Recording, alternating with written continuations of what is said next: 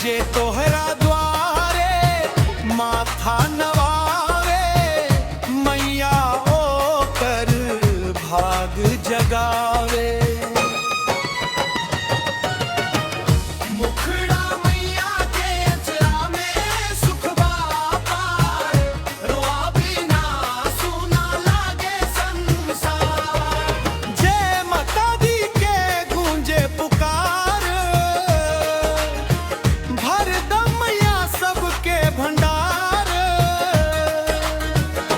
अंतरारी फूल धूप दीप जलीब हम,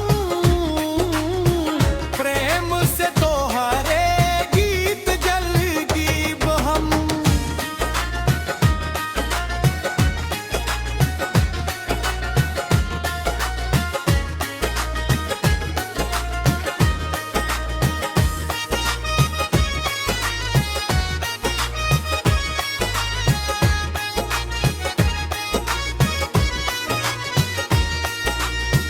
सुख समृद्धि घर घर बरसैब, अपने भक्तन पर नेह लुटैब।